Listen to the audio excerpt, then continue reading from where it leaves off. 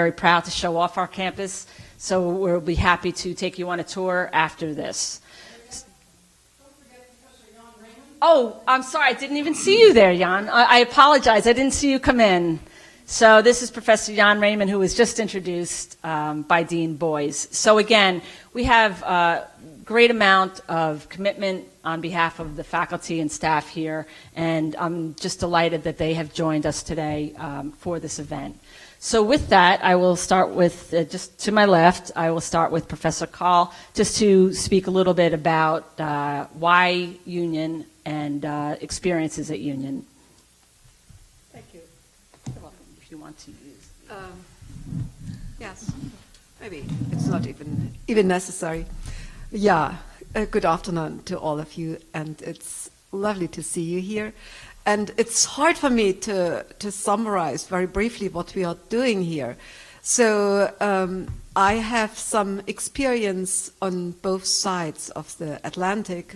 I'm coming from Europe, from Germany, and I have just been in Switzerland. So I know a little bit what theological training in some other parts of the world means. And I must say, as far as I know, Union is by far the most fun place to study theology, and especially Bible. So I am talking about Bible, and it is. So you just see what we are studying here. My colleague Alio Niang just brought me a book on the barbarians. This is one of our favorite topics, the New Testament and the barbarians. We are both experts on Galatians, who were the kind of quintessential barbarians of the ancient world. And we are both in love with the letter to the Galatians of Paul. But we also do a few other things, namely trying to reintroduce the Bible as a book, as a sacred book, but also as a rebellious book, and as a book that can change a lot back into the circulation system of the churches, where it has got lost for quite a bit, we think. So this is one of our concerns, and apart from that, we do what at Union you have to do, namely solid, classic, historical, critical training.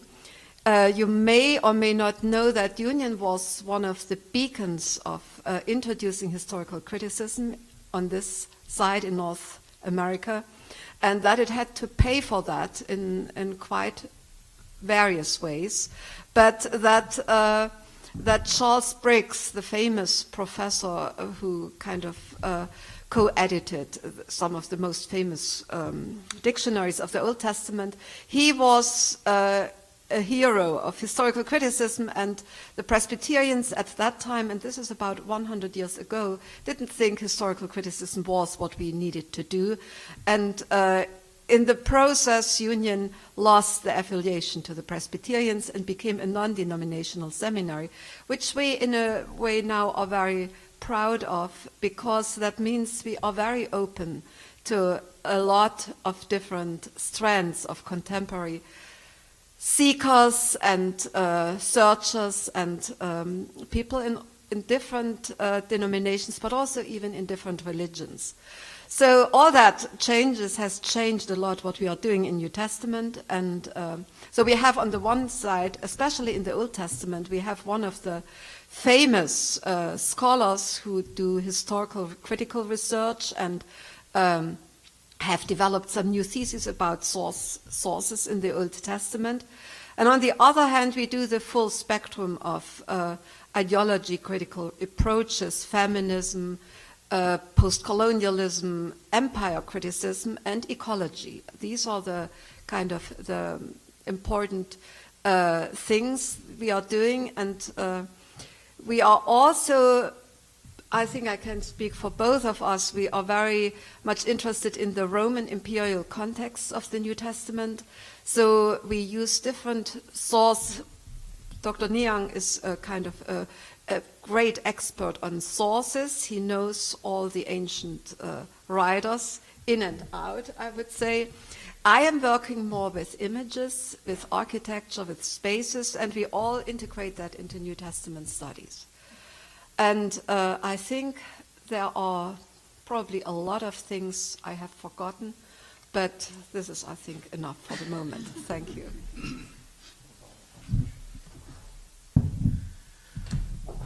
Welcome, everyone, and we love to see you come back and take classes here.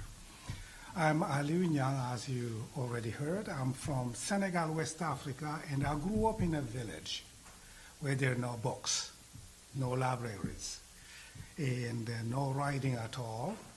And the only text is nature and the human community. So that says something. And now I'm doing text, reading, not only, as Dr. Cole just mentioned, classical texts. Here is what I was taught to believe, that there is no such a thing as a sin for a minister to be a great scholar. So that kind of resonates with what helped me. Looked at the Greco-Roman context, but there's one context that I don't want to forget. The context that shaped me, the context that shaped you. In conversation with the text, but responsibly. And we will bug you on trying to look up dictionaries. Please come and take biblical languages, but also the Quran. Why? The English translations are good, but wouldn't you want to have your own translation? Try it and see what happens. Creativity, imagination, once you know the original text. That being said, so your voice matters, but responsibly. Why responsibly?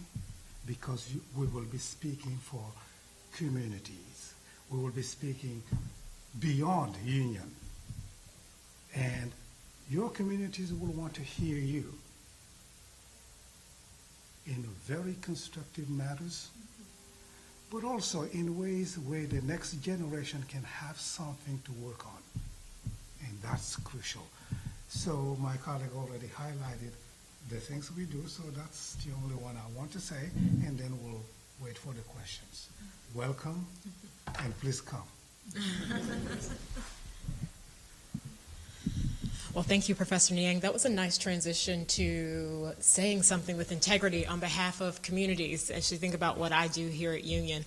My name is Lisa Thompson, and I teach homiletics here at Union. For some of you, that will mean preaching in what echoes back to some of the most traditional ways of proclamation. For others of you, that might be different forms of sacred speech that echo forward with different types of creativity. So when I think about the gift of a place like Union, it is a place where we can think about both of those things, both preaching and other forms of proclamation that take shape in the world today. My hope most is to think about how do we say what we say with integrity on behalf of the community for which we are speaking, from which we are speaking, and to which we are speaking. And even as we make claims and make best guesses or best hunches, that we do that in a way that creates space for ongoing conversation and inclusion so that everyone may experience what we call sacred inbreaking. So I would be excited to sit and talk with any of you, get you inside of a preaching class or even other classes that we have going on. You said sacred inbreaking, speaking music to my ears. Okay, so I'm fully happy to talk about the things that I teach, and I'm happy to answer questions or one-on-one. I am in the interreligious engagement field and then also direct one of our new MDiv pathways in Islam and interreligious engagement. There's a concentration in that as well, but then there's a specialized program in Islam and now also in Buddhism as well. But I don't think that maybe that's the best use of my time right now. So what I just want to say is, for me, the answers to the question of why Union is because this world desperately needs all of you. In all of your communities, and also bridging the divides between communities. And it needs you in certain ways with all your gifts, but also with deep knowledge both historical knowledge, but source knowledge, theological knowledge, ethical knowledge. It needs you with those deep roots as well. And it also needs you with what I, coming from my background, would call balance. It needs you to be formed, to know things about yourself. I don't want to say find yourself, because I don't think you ever find it. You're just going to keep looking. But to have some balance that enables you to go into the world. And so that's the real answer to me of why union. Maybe the more micro answers are, why union? If you want to, with critical passion, explore your traditions, your communities, and the traditions and communities of other people, that's why union. If you want to become a translator who is capable of really fostering inclusive spaces, inclusive preaching, inclusive conversations, that's why union. If you want to work on forming your spiritual self, in whatever complex way that is, whether you belong to one tradition, multiple traditions, no traditions, that's why union. It's hard and wonderful together, probably because it's hard and wonderful. So that's all I'll say. Do you want this one? No. Okay. We should write our brochures. It's great. Hello, everyone, and welcome. We're so glad that you're here today on a Saturday afternoon. My name is Sarah Azaransky. I teach social ethics. So if, and Brigida should claim, the significant history of historical criticism to union, another history I will claim is the history of social ethics. So my senior colleague, Gary Dorian, who's the preeminent historian of social Christianity, who won that Grawemeyer Award last year, who is just rewriting our field, but he cannot tell the story of social ethics without talking about union. So for me, what is so exciting about being at Union is that when you come here, you will necessarily be part of this remarkably august and multi-layered intellectual tradition. An intellectual tradition that's ongoing and that's changing. And for me, when I think about also why Union and why particularly in this moment, so I say that what I do is social ethics, and that might not mean anything to you. It ought not to necessarily. My senior colleague, Gary Dorian, has this wonderfully succinct definition of social ethics, and that is investigating the social, political, and economic relations of power, what's happening in the world, doing that analysis with the goal of transforming the social order toward justice. So that's important work, and that's the work that we do in the classroom. So for me and my work, I do that work through looking at historical sources of moral knowledge. I work on the history of the Black Freedom Movement, but we do all that sort of different work in our classes. And for me, why it's so exciting to teach at Union, because as someone who's an ethicist, I'm really interested in not only the content of that knowledge, but how we get there, the practice, how we create classroom spaces where you all are bringing what you already know. There's multiple kinds of knowledge that you have here, that you're bringing that into the classroom, and that we're working together to provide these new and to create these new transformative kinds of knowledge. And so that's what's exciting to me about this work. And when we are all underscoring the rigor of that, that is hard work, that you have to be excellent. If you have a commitment to social justice, that assumes that you are already doing excellent work. Because if you're not doing excellent work, social justice is not the result. So we're excited that you're here, and welcome.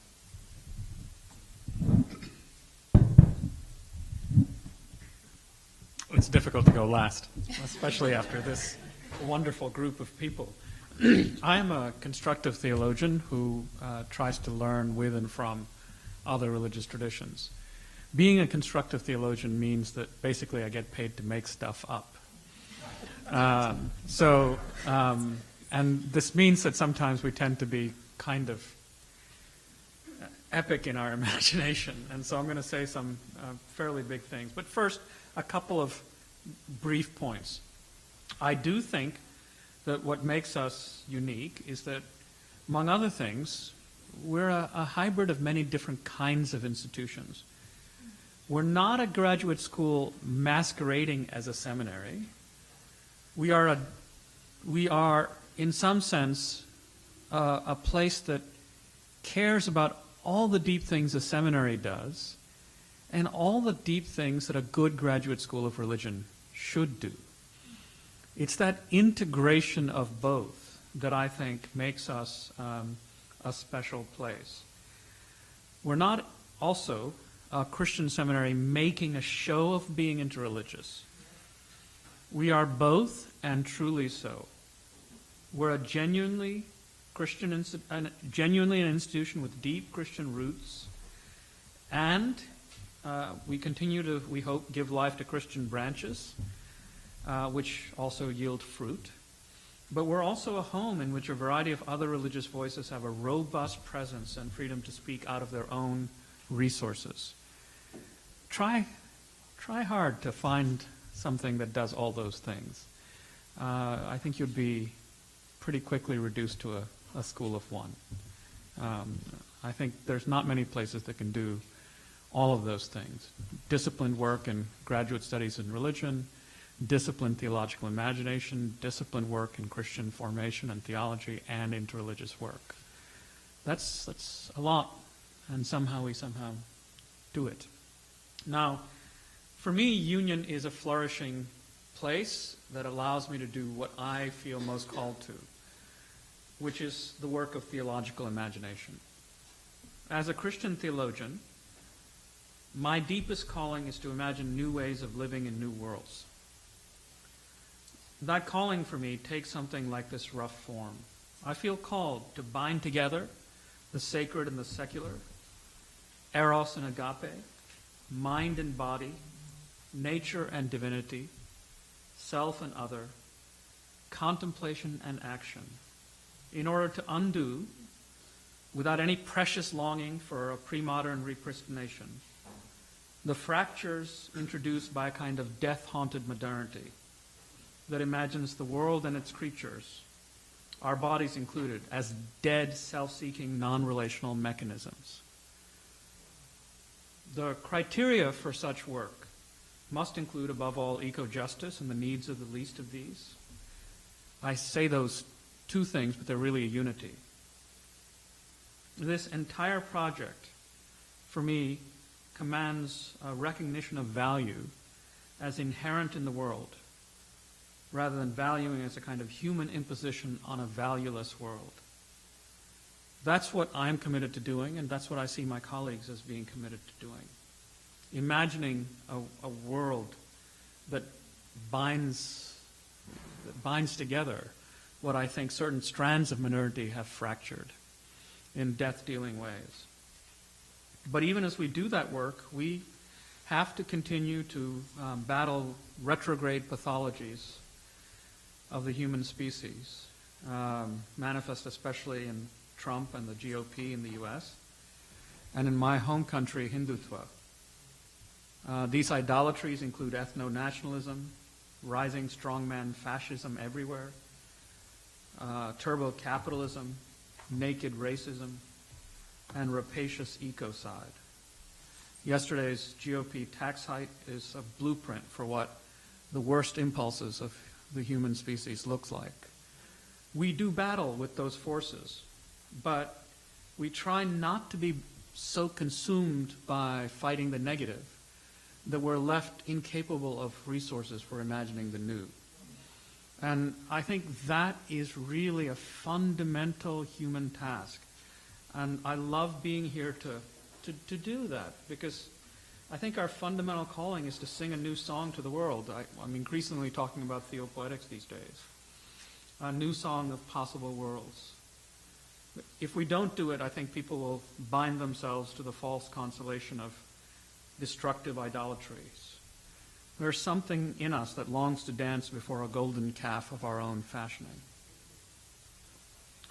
We keep saying to our would-be leaders, "Come, make us gods who will go before us. As for this fellow Moses who brought us out of Egypt, we don't know what has happened to him." By the way, I think this disappearing Moses might be a metaphor of what happens to the world when prophetic theologians go missing. The task before us, therefore, is to ask, how do we ascend into the cloud of unknowing and yet remain amidst our communities singing a new theopoetics? lest people resort again and again to the same old tired idolatries, the same old golden calves. So, yeah, if you're interested in those things, come hang out with us.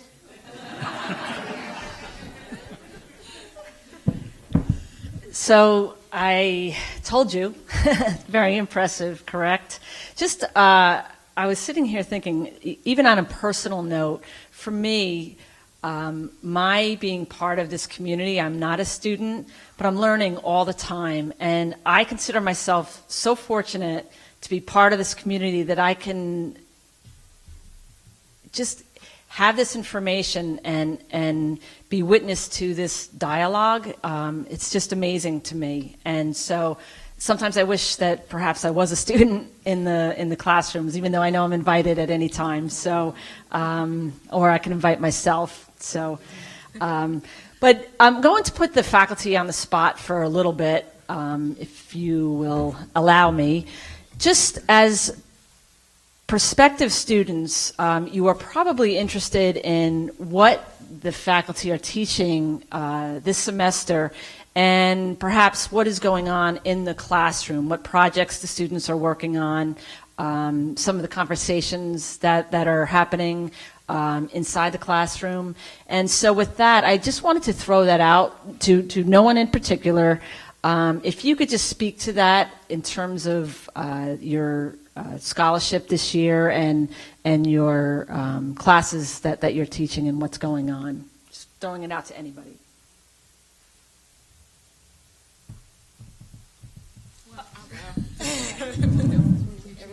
No one's teaching. No one's teaching anything this semester. So this semester, I am teaching the Intro to the Preaching and Worship course along with my colleague Claudio Cabajais, who's also the professor of worship here at Union. And alongside of the intro course, I am teaching in a program that we've developed with Bedford Hills, maximum security prison for women upstate. And so the course that I'm teaching there is called Voice, Imagination, and Sacred Utterances. In that class, 10 Union students, or 9 now, come and join 10 Bedford Hills students who are enrolled in the Marymount Manhattan bachelor's program. And we have class there once a week on Tuesday evenings. You said projects. So the course in the preaching and worship course, the projects range from sermons to collaborative worship services. This year we had our first in-class poetry slam with the students around mid-semester around their text. And also up at the Bedford Hills course, we're in the middle of finals, which is everyone's doing what we call a collaborative proclamation piece, where they're doing something other than a sermon, but exploring voice and making an imprint in the world in a different way.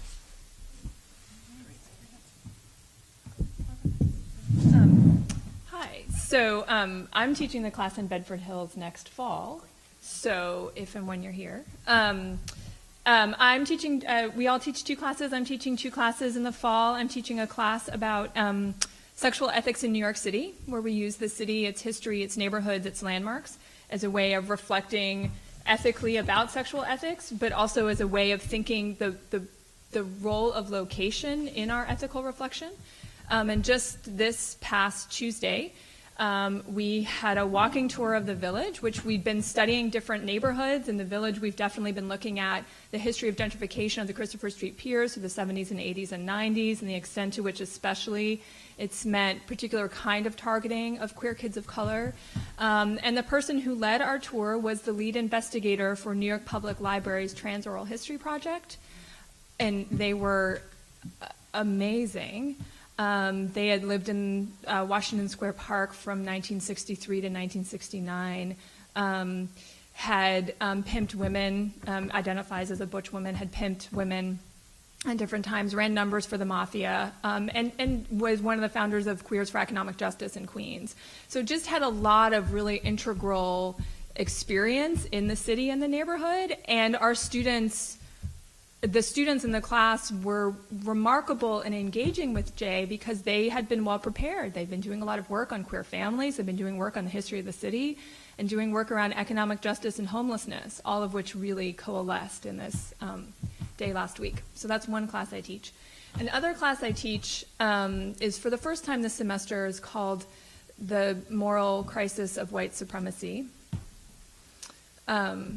Yeah, I'm looking at Marianne. It's wonderful, and it's really difficult and impossible. And the students are doing amazing, wonderful work, and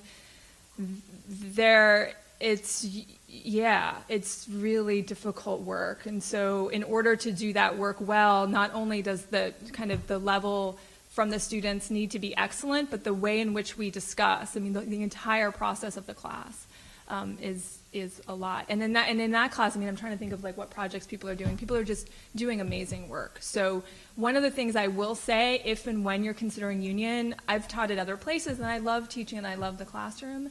Union is hands down the best place I've taught, and I can't imagine wanting to teach anywhere else. This wasn't even my dream. I didn't think it was possible to be teaching here because of what students bring to the classroom. The way in which you all push each other in constructive and critical ways is like nothing I've seen. So that's what I'm experiencing in my classes. I'll only speak briefly about one of the courses that I'm teaching this semester, which is called Religions in the City, and now Introduction to Interreligious Engagement. It's an old course that has undergone a remake this semester, and I only kind of chimed in because Dr. Azaransky said the work that students are doing. And this is a foundational required course for most students here in the MDiv programs. And what we do is we are learning about other traditions, but also about the process of actually engaging across various religious boundaries, and most significantly, learning about ourselves by doing a whole host of embodied things. So it's a class in which we have to engage in different ritual practices. So we do that kind of level of embodied formation, but we also go on numerous site visits, and we're engaging with difficult texts around religious identity. Why are we in the traditions we're in them? How is that tangled up with racism and supremacies and religious supremacies? And how do we exclude each other? How do we even exclude each other when we pretend like, oh, we're all the same, it's all good? Because we also exclude each other by pretending we're all the same, And so the reason why I chimed in is because the students there are doing deep personal and deep intellectual work simultaneously. And I think that's a characteristic of many courses here. And the way, I think my estimation, you will leave this up to, but what I'm seeing is it's not easy, and people are getting a lot out of it. Personally, intellectually, community-wise, it's just a fabulous thing to be able to be part of. And you're in the city. And we're in the city. We should take it. We're learning about the city. That's the whole field trip and engagement with the city, but it's a fascinating experience. I'll say a couple of quick things about courses I'm going to teach next semester.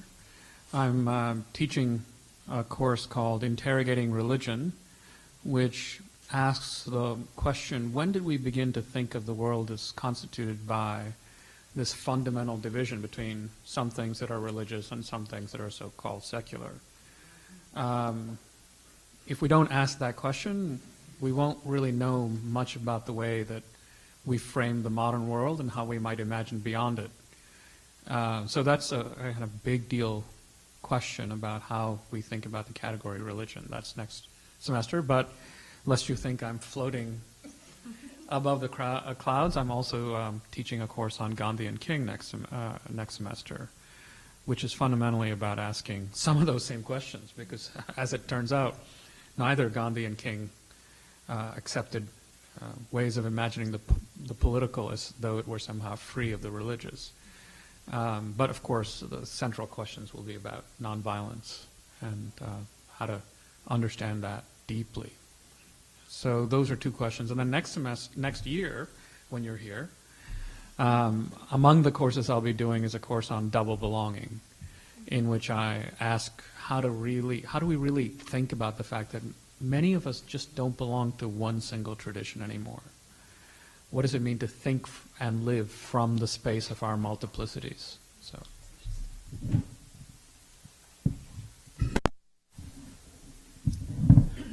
This semester, I've been teaching a course in how to actually read the Bible, specifically just a passage, a pericope, a passage, you look at for probably 4 sessions and read it with the help of lexical works. So in the process, as Dr. Tatamanel just said, we lost Moses. So Moses was gone. So then the question is, what are those competing voices when Moses was gone? What do you do? What do you do? What is the text saying? What's the nature of gold and silver? This golden calf. What's this problem with gold? As I read the classics in the Hellenistic world, and also the Galatians, there's this idea that gold has something to do with divinity. But also, people who die, that's something that actually helps them, protects them, or connects them with the divine. Then we come back to the Moses question. Moses is gone. What do you do then, since you have still leaders in the community? Can Moses be recovered? Or is he coming? And if he comes, what's going to happen? Some of us did recover Moses, but I'm not sure that he will be fully recovered, since there's already a tension in the community. So we try to find out how we might interpret that text in our various communities, but still looking at what the text has to say and offer, and build from that to speak to other communities. The other class is, what does the Bible say about nature? As a recovering Baptist, I'm not sure what to think about that. If you're a Baptist, fine. If you're not, I can pick on Baptists, right? I'm a Baptist, so. But also, I'm not just a Baptist. I grew up in African traditional religion and also practice Sufism. Now, so I speak from those voices, as Dr. Tatamanel just said again, belonging. So we were asking in class, how might we join this debate on global warming? How can we join in from our various traditions, but using the Bible as a primary text for conversation with other traditions? And it's been quite a learning experience. I learned things from students about how they read the Bible, but also what their traditions helped them grind a different lens from which to read the text. That was quite impressive. But we're still working on that. We left Moses. Now we're trying to see what the baptism of Jesus might inform, other forms of being divinely invited and sent. We're working on that one. Next semester, I'll be teaching another course, and here we'll be in conversation with Dr. Call's class that she's teaching this semester, which is BX 101. Gives you a great take on the storyline from the Hebrew Bible to, the storyline in Scripture. Let me use the word Scripture. That will cover much of what I believe and do. Now, next semester, NT 101, and hopefully, I think, please come. I want you there. There we begin to learn the content, but you'll hear tremendous take on historical issues from German scholarship, British and American scholarship, looking at the New Testament. But you'll hear this voice of an African villager, someone who grew up in a village. You'll be hearing that too. And please, if you get frustrated with that, that's okay.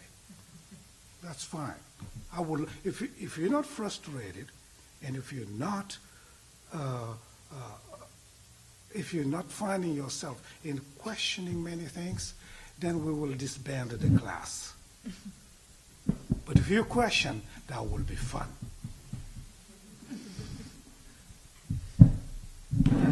Speaking of fun, I think it's really amazing for me to just listen to my colleagues. And, this is the end of the semester where we are really totally out of energy.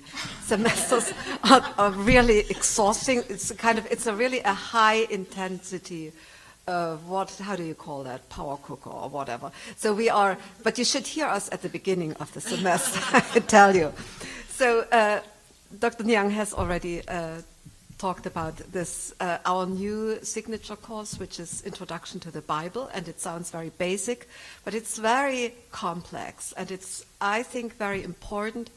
This is the course where we try to instill some basic biblical literacy in all the pagans who come here, which is most of our applicants. And so where we really try to know again the texts, and not just know them, but also recover them from the right, because the Bible, I think, has been stolen to us really from the right, and the liberals have given up on it, and they don't feel competent or even inclined to read anymore what is there, and so we are trying to read it from the left, and so in a liberationist perspective, and so we have read the Bible, so we always have, each class has a different title, and the topic of this semester was the big story of the one God who is other, in 4 chapters. And that the first chapter is Genesis, the second chapter is Exodus, the third chapter is exile, and the fourth chapter is new creation, new Exodus, and new kingdom. So where everything comes back in a different way. So that is what students have been doing, and we are just seeing the final projects coming in where people, on the one hand, really tell the story, because we want to go back to the ancient art of telling that has been practiced among people who have not read the texts like Aliu, but were really narrating them, telling them, performing them, remembering them, memorizing them, all that, and then presenting them. So we are doing that, and we are using poetry. I'm amazed to hear the term poetry coming up from different angles here in that panel. So we are doing that. And so this is one course. The other course was Galatians. Paul kind of challenging Martin Luther, because we had the 500th anniversary of the Reformation. And Galatians was Martin Luther's favorite letter. And we kind of organized a little fist fight between Paul and Luther, because we think that Luther now has to go back to the library, to Berg Library, and study the new things that have come out about Paul. Generally, everybody who comes here hates Paul profoundly, but this is where we try to change things a little bit.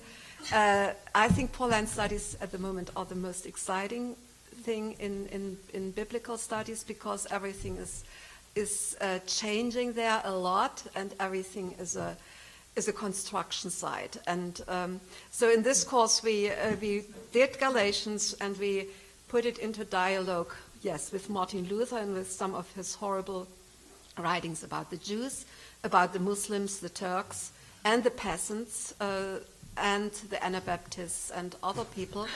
And we had Paul really try to tell Luther that some of this, what he wrote, was really wrong, and at least could not have his seal of approval.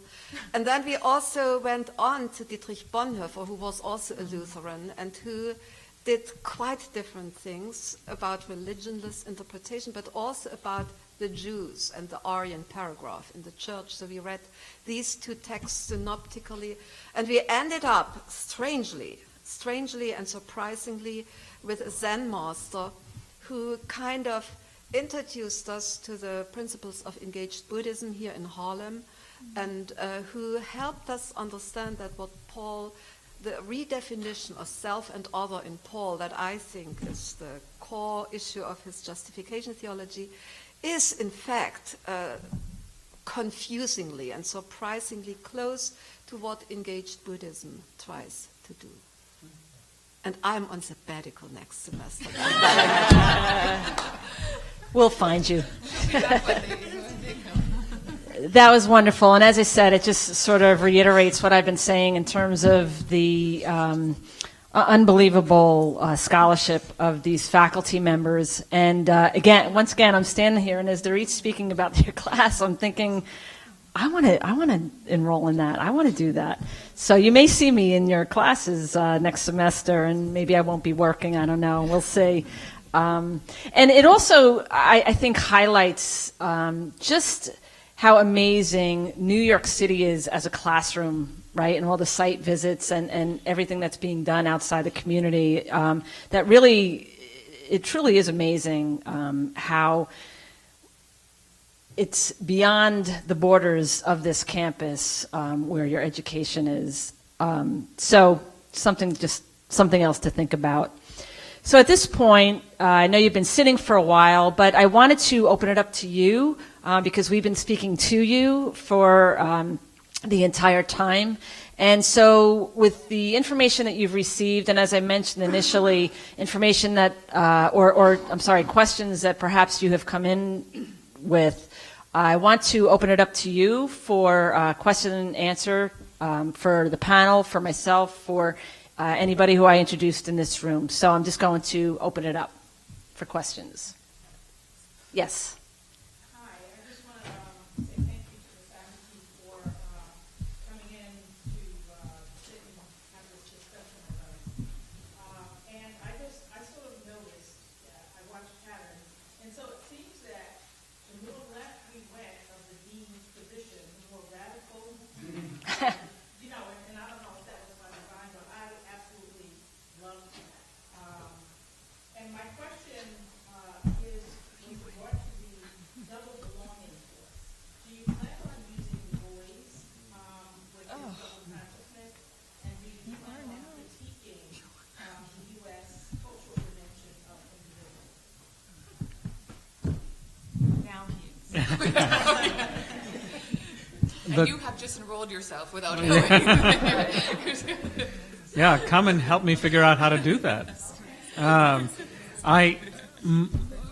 It's a great question in part because, I'm all about disrupting how people think about religion, and yet the normative way in which I've talked about double belonging in the class is really about Hindu Christian, Buddhist Christian, Jewish Christian, how people are trying to hold those together. Now, it's true, though, that I routinely disrupt ordinary paradigms by, among other things, pointing out that the only form of double belonging that Jesus is on record as condemning is the simultaneous worship of God and mammon, which we're all totally fine with.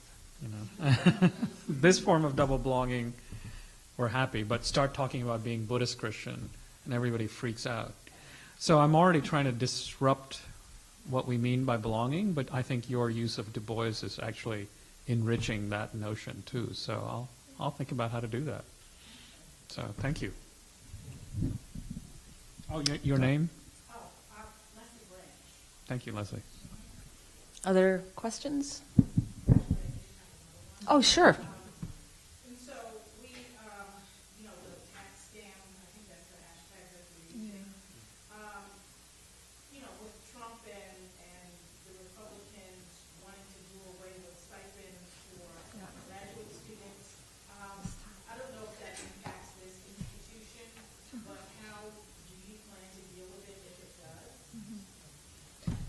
So that's something you should answer, but the stipend, so that was in the House version of the bill, not in the Senate, but the two are going to go to Reconciliation Committee. That's where we're at right now. And what you're asking is that there are many graduate schools when you're in a PhD program, that this was the case for me when I was in my PhD program, that you get what's called a tuition waiver. So the school is paying tuition on your behalf. So the school is moving numbers around, but you never see that money. You just don't pay for your tuition. You also get a stipend. It is always the case that you would pay tax on your stipend. What's changed, as far as I understand, according to the House bill, the House's version of the bill, is that you would also pay tax on the tuition waiver as though you received that. So in union terms for PhD students, it would make a difference of like $6,800, I think. Now, That is about, Yes. am I answering all Yes. this correctly? Okay. That is about PhD students, not MA and MDiv students. It is still a huge problem among PhD students, and we were actually just, Jan left, talking about this with PhD students on Monday night, and so that's something that we are aware of, and we are going to wait to see what happens with the bill. We, in our affiliation with Columbia and the Ivies have spoken up against this. Columbia students were walking out, so we don't know what the answer is, but we are well aware of how terrible it is. And it's PhD. And it's PhD only, yeah, for right now, yeah. Other questions? Yes.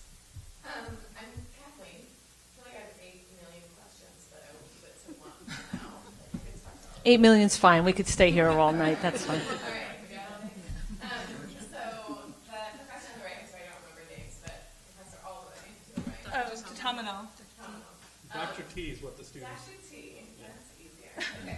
So you talked about how when we're stuck fighting the negative, it feels hard to imagine what's really possible. And I have been in the labor movement, a union organizer for the past 10 years, so I feel like that speaks to me so deeply. I know. Not only my peers in social justice and the labor movement, always being on the defense, hardly being able to imagine what a better world could look like.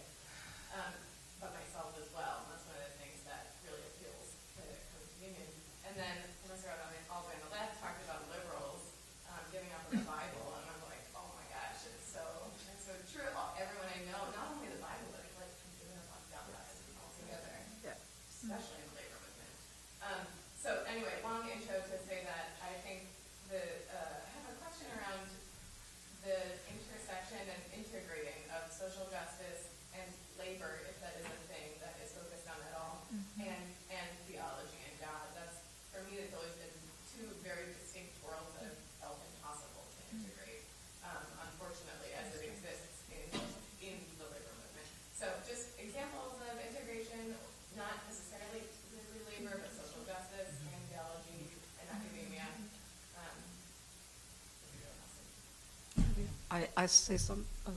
Well, it's strange to answer the question from the Bible side, but it's interesting that we in Bible that applies specifically for the PhD program. We have had several people who are coming exactly from that strand. So, for example, Liz Theor Harris, who is now opening the new anti-poverty campaign from the Kairos Institute. She has a PhD in New Testament, and she has written a book, The Poor Will Be Always With You. So she has integrated Bible and social struggles on the level of the poor in a very, very deep way.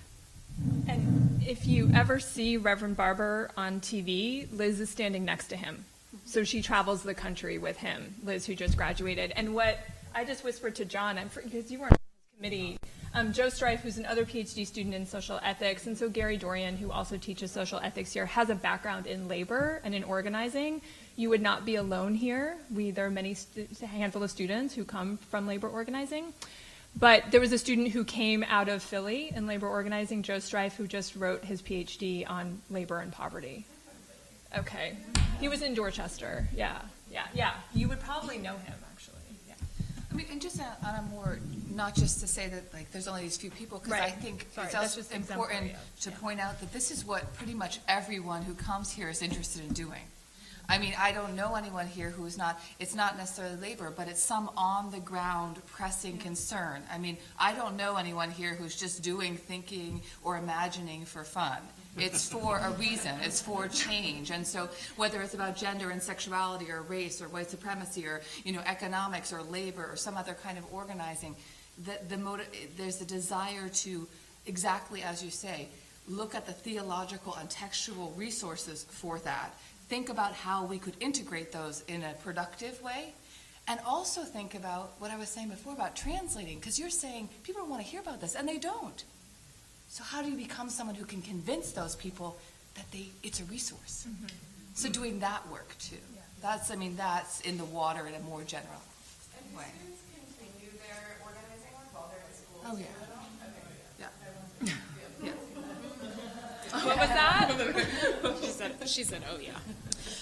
I was just going to say, because there was a part of your question about, to speak to Dr. Lamptey's point about the idea of engaging in theological reflection around these issues, and just to echo her affirmation, this happens in every class, but also every class, thinking about the particularities in practice. I teach a course called Preaching the Headlines. It's not just about preaching the headlines, but it is a course, just not about preaching, but the whole purpose of the course is to name the often false divides that are drawn between religious and social conversations, to help us think deeply about how to do theological reflection for things that are happening on the ground, and that people often can't find religious language to talk about, or vice versa. So to figure out how to integrate what people assume to be two different conversations that could be a conversation that's one and the same, if we think deeply about traditions and deeply about what's going on in the world. Yeah. So again, we think there's plenty of opportunity for you to think about your work and how it relates to the work you'd be doing in the classroom. Yes, gentleman in the back. I'm sorry. I've never been a good Baptist. The notion of, I heard a couple of people talk about disappearing Moses, which I've never heard. We have a disappearing Elijah. Yeah. Disappearing Moses. We'll talk about that. Yeah, Moses was, it begins in Exodus 24, and if you read Exodus 24, there was this discussion that Moses is going up to the mountain. But then in between you have this tabernacle language, and then he picks up at 32. 32, Moses then, he overstayed. He says, basically in Hebrew it would be translated to mean he stayed for a long time. So the community began to think of other ways. Maybe he's dead. Who knows what happened to Moses? So there were other leaders, and they were trying to think of a different way, maybe competing voices, maybe those who were very tickled to death for Moses to go. Yes. So what happened then, it was the request to make a God who will go before them. Okay? And so the idea that Moses disappeared, that's just another way of speaking to what the community might have been hearing from various leaders.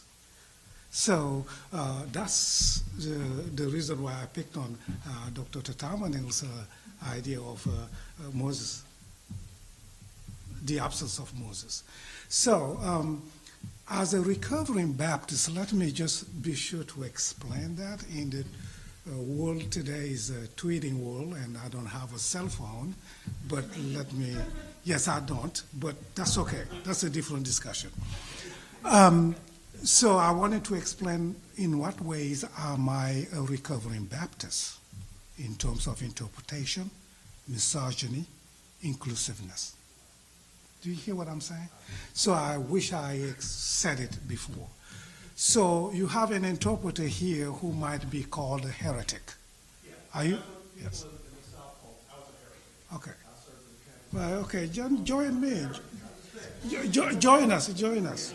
You're in the good company. Yes. Yeah. So that's okay. Nobody owns the Bible. Privatization of interpretation is deadly. So we need to negotiate the text as a community, hear the competing voices, and then think of how we might apply the content. So that's the recovering Baptist side that I'm talking about. Does that help? Yeah. Good. So are you coming? Other questions? I saw some hands before. Yes. Hi, my name is Samantha. Thank you guys for sharing with us. Very interesting, very interesting. I have several questions. The first question, I heard you guys talk a lot about projects.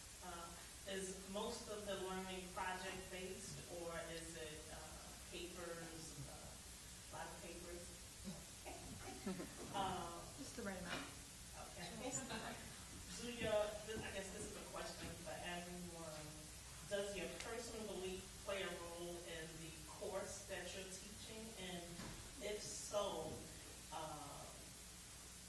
what roles do your personal belief play in the course that you're teaching? And how might that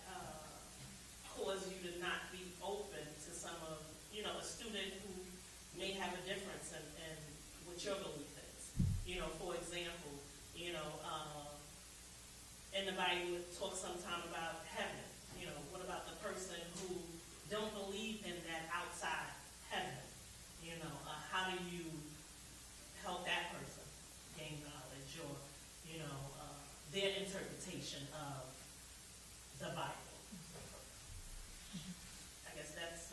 Oh, it's a question for... Maybe for the Bible part, you know, this class I was mentioning, Introduction to the Bible, we made a little questionnaire in the beginning, and you know, the thing is it was very interesting. 50% had never read the Bible and didn't think anything about heaven at all.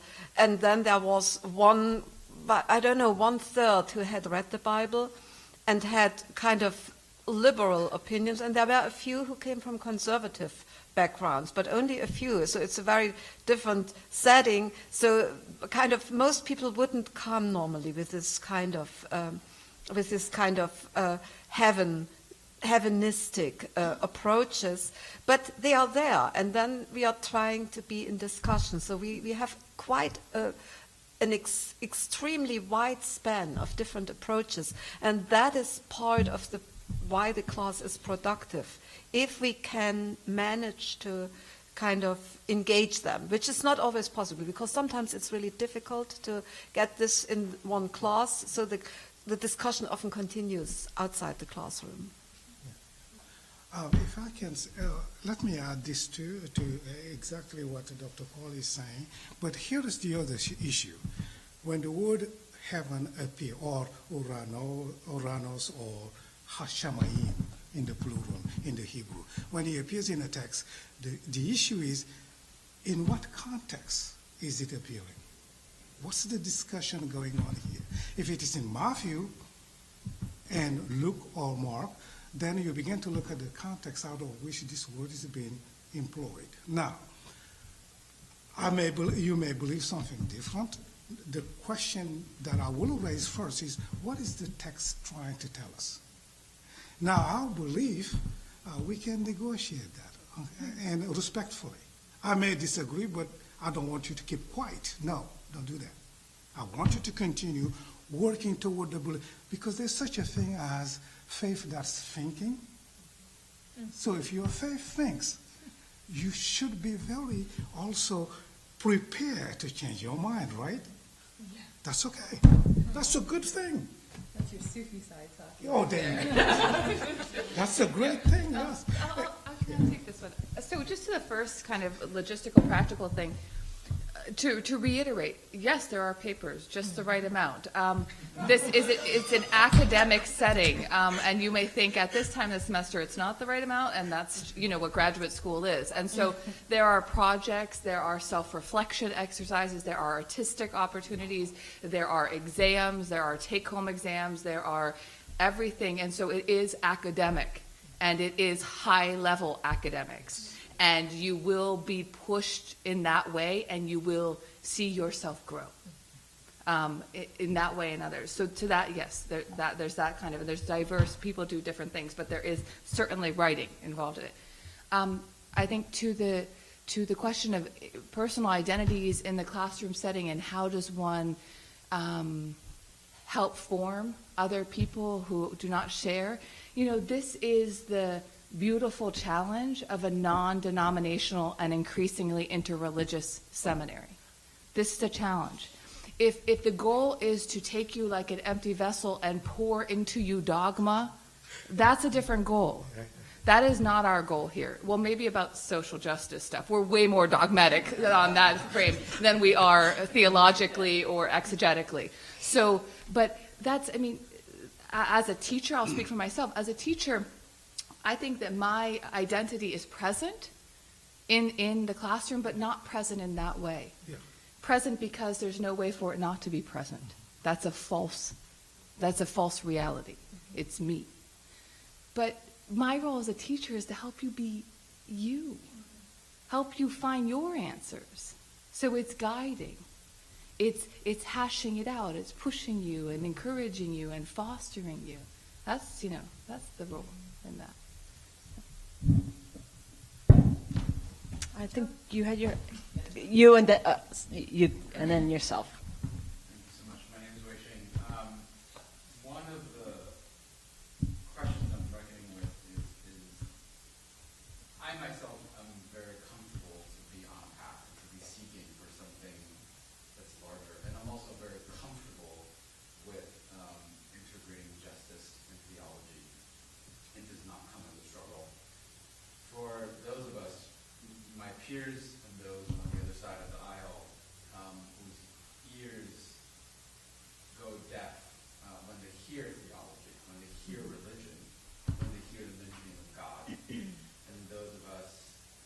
other side of the aisle, whose back will turn when they hear Democrat or left or liberal. Can you talk about ways that we can, if we are to liberate together, then those folks are included in that liberation? And so what are efforts, energies, initiatives to move in that direction of true inclusivity?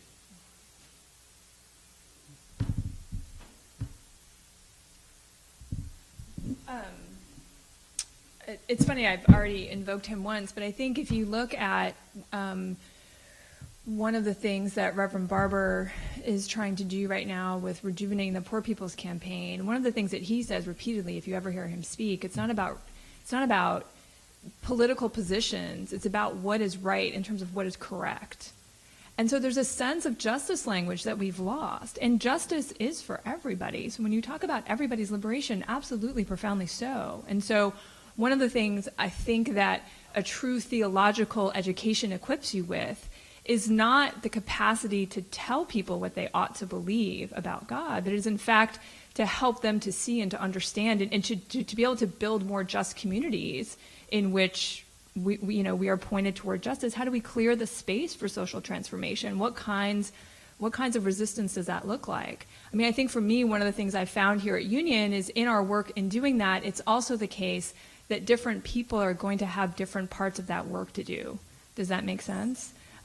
So I think that's really important too. It sounds like you have a very clear sense of what that means for you. And so that one of the things in being at Union is that you would meet many different people who are going to share in that and kind of build alliances in that way.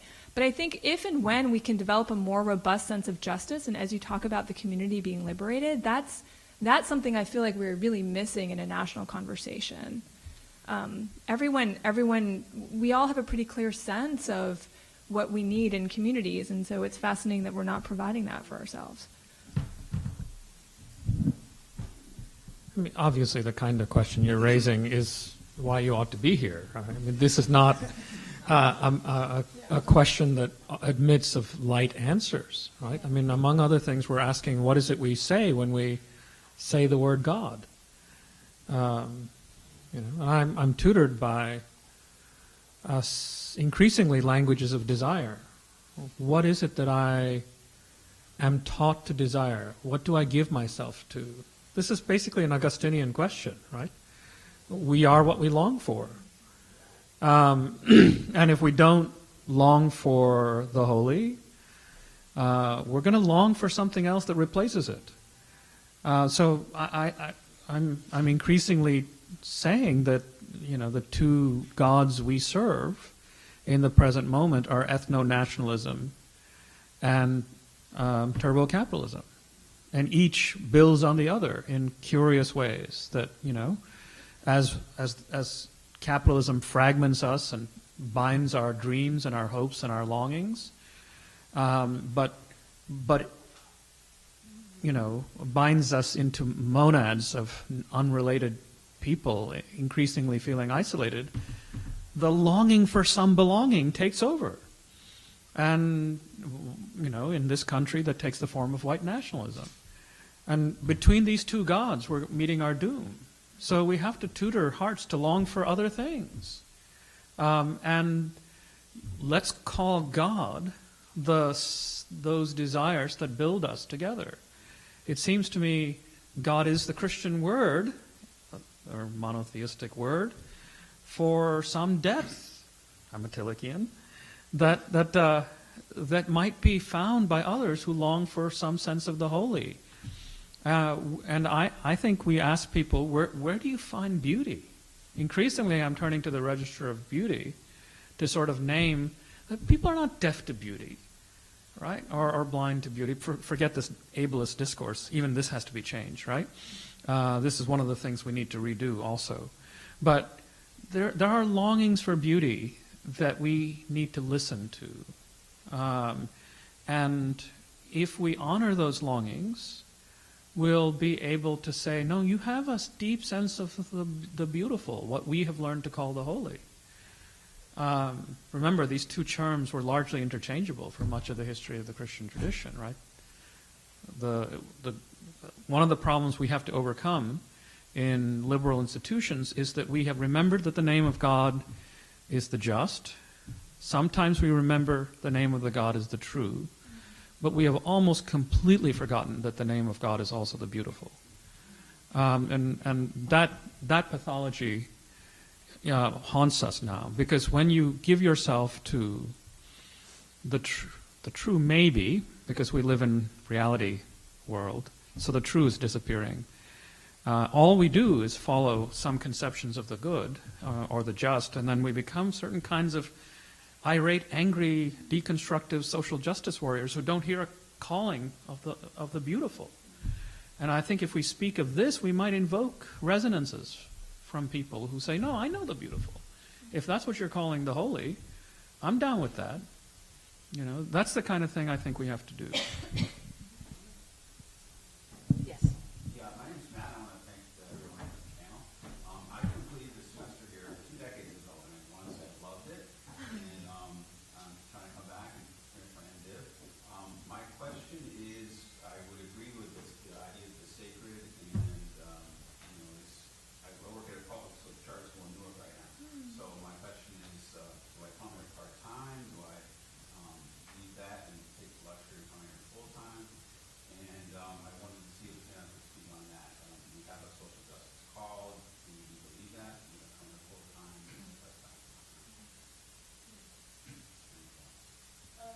I can take a stab at this question. So the full-time, part-time thing, so we consider full-time anything above 7 credits, which is technically 2 full classes and an SU course, or a 4-credit class and a 3-credit class.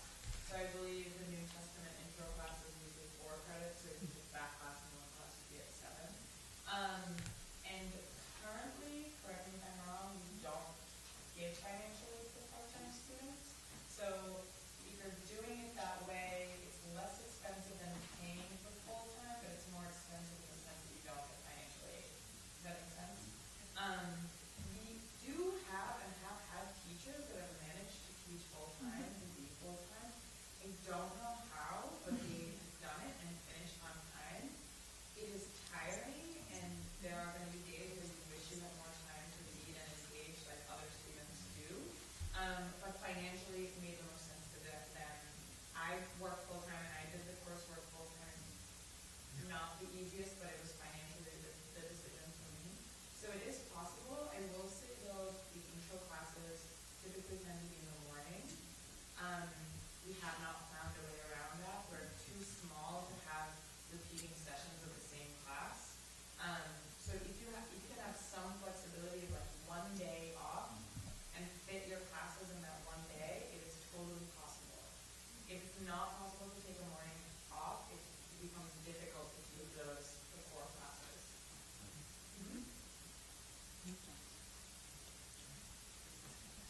Other questions? Yes. So, my name is Risha, and I've been out of academic institutions for a very long time. So, and I really appreciate having this conversation. It's like sharpening an old pencil. But as someone who does a lot of self-study and ritual facilitation, engagement in my own practices, how, and I'm afraid to ask a question here. So in a very academic context, how do we view the mystical and spiritual and people's own personal spiritual growth and mystic practices and maybe studies of mysticism? Like, where does that fit into what's happening here?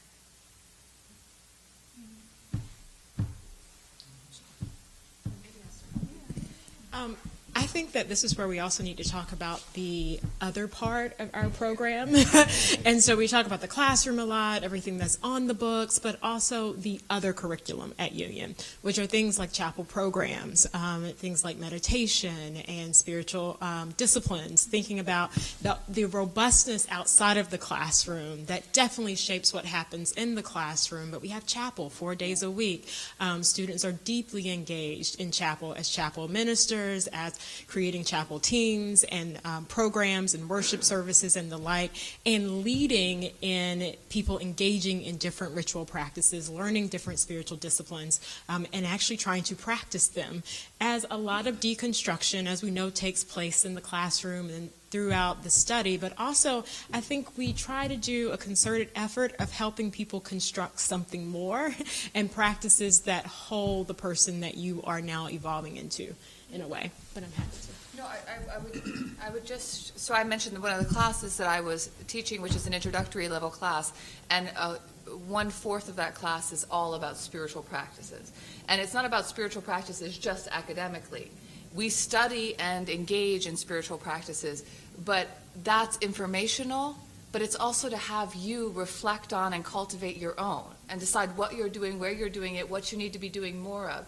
And so, I mean, I to Dr. T's point, union is wildly unique for this reason. It's not either or. It really fundamentally is not.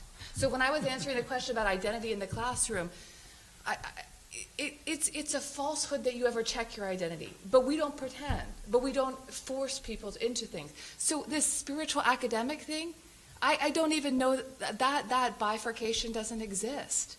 They're not, studying is a spiritual practice here, okay? And spiritual practices are ways to study. They are ways to learn. There's just not that division. It's not, a lot of people who come here, I'll be honest, I think a lot of students who come here, they don't maybe have a regimen of actual practice or things that they do, but the majority want that. And part of what we do here is help people find that, build that, enable it. And that's, it's challenging amidst diversity, but it's not underappreciated nor neglected. So one of the intriguing phrases that haunts me, it's weird that these things haunt me, is Michel Foucault's statement that the Enlightenment is the first period in human history where people thought that all that one needed to do to see the truth was to open their eyes.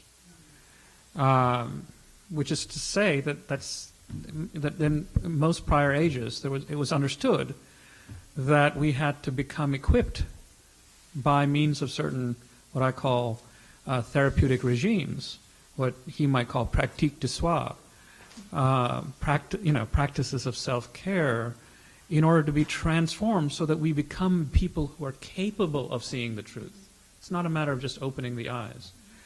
And I think probably all of us know that, right?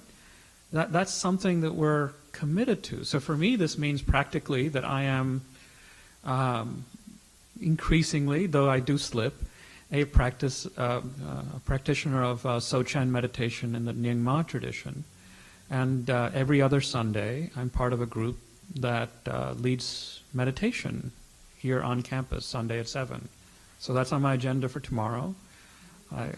Particularly because I'm, have this obligation to teach, I'm going to be spending a good chunk of today and tomorrow preparing to teach meditation by meditating.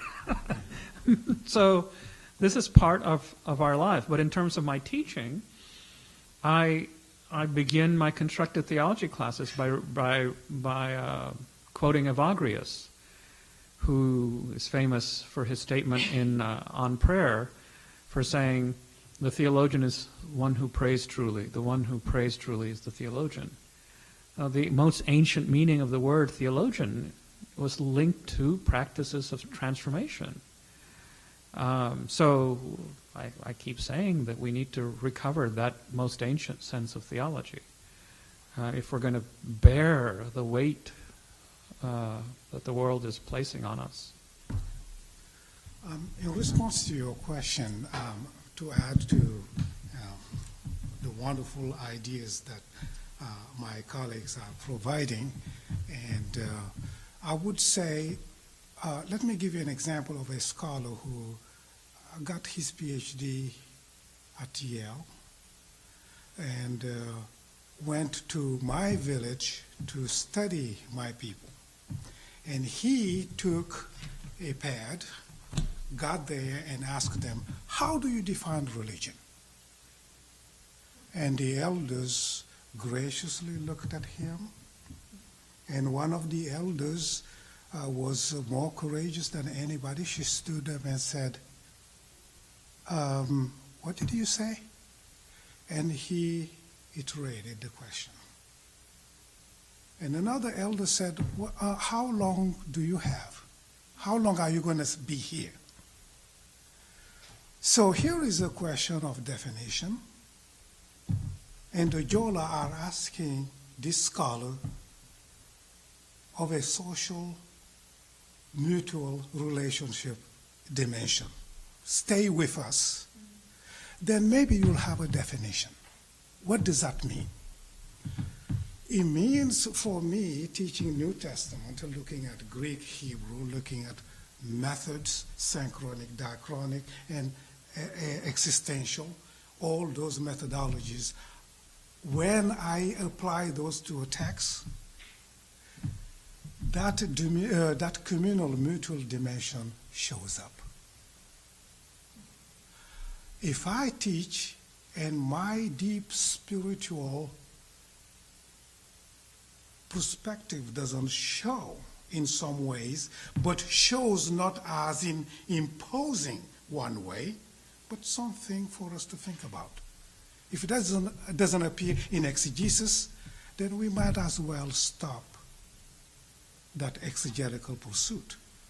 Because bad historiography, I believe, leads to bad hermeneutics and bad ethics. Am I right? Help me out. Okay, there you go. So for me, the compartmentalization of the person, for me, it doesn't work. Yes. But there are distinctions within the discipline. That's a fine, yeah. Which means, to respond to your question, you will hear a snapshot of your spiritual dimension, and then you go to chapel and hear me throw a fit for 5 minutes, and you, yeah. So anyway, yeah, you're in good hands. Just come. Okay, at this point, before I shouldn't say dismiss everybody, but before we have sort of one-on-one conversations and mingling, et cetera, because I want to give you the opportunity for that as well, I would just like to invite Dean Boys up just for some closing remarks.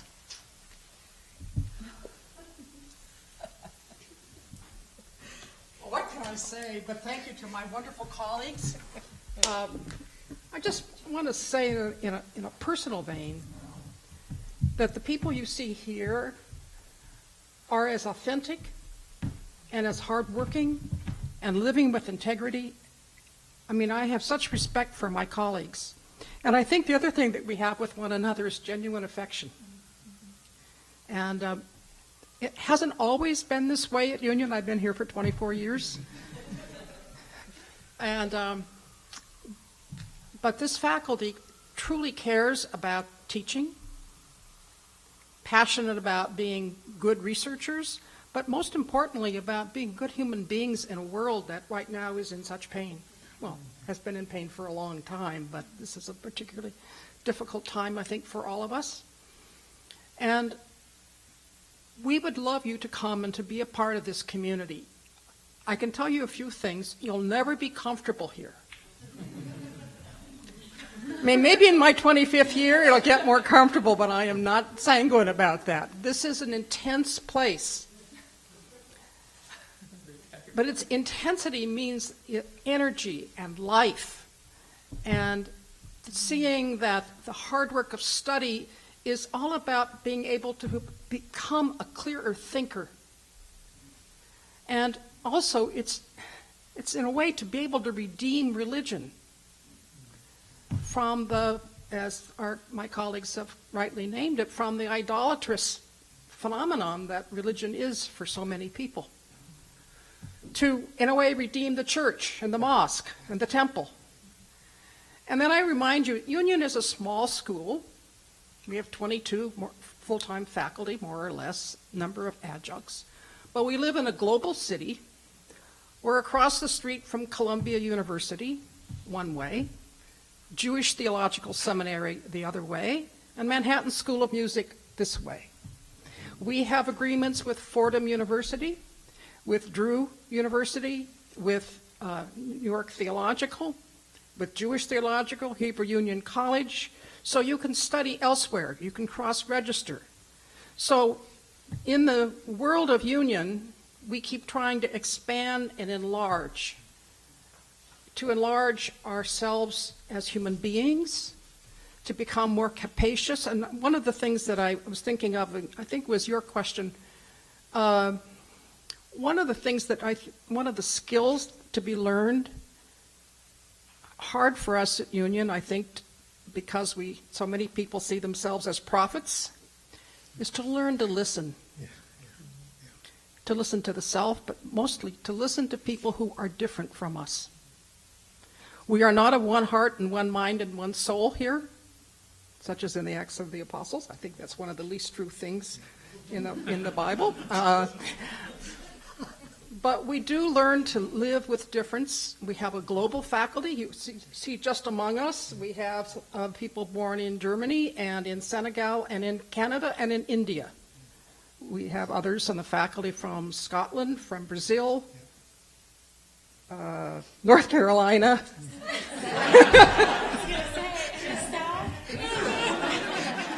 And my only distinction is I'm the one member of the faculty from the West Coast. And I'm from the Nun Zone, from the Pacific Northwest. So I'm not going to take any more of your time. Thank you so much for coming. We have a great admissions office. So with Mary Beth's only been here since the 5th of September, is that right? Correct. And Nicole Mirando, our wonderful registrar, just came at the very end of August. So it's kind of a new team, and it's just really wonderful. And Keisha and Marianne and Q are just terrific. I drop into their office and bother them often. So you've got a lot of people here to whom you can ask your question or get to know a little bit, and there's food. So thank you, thank you, thank you. And thank you. I, too, just want to echo what Dean Boyce said. I think maybe one more round of applause for our outstanding faculty.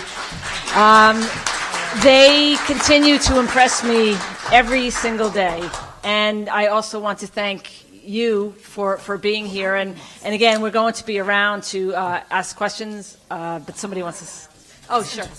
Quick announcement. So I was emailing back and forth with one of you, I believe, but then we thought this would be a better idea. So if you have not been to Union for a physical tour of campus and want one before you leave, the library closes at 5, and we like giving you a tour of the library. So Q, standing at the back, is going to leave at 4:15. So if you want a tour, just meet her either in here or directly out the doors, and we'll take you for a tour. Okay? Thank you again. We really appreciate your being here. And again, I want to thank my staff who are incredible and everybody else here. So again, we'll be around. Help yourself to some refreshments and other things. Thanks.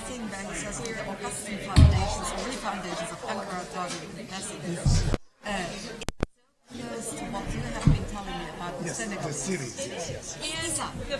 Lisa, Sorry. I need to buy me one. I want to buy me one.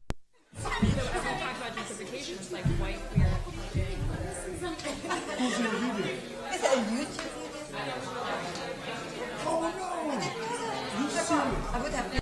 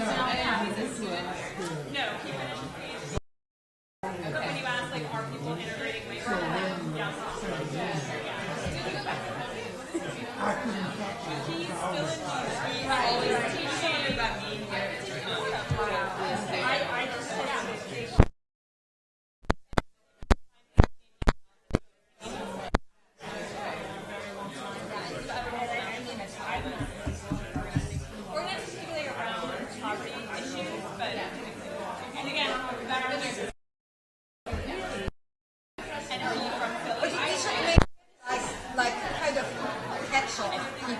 Yeah, students. What are you thinking about?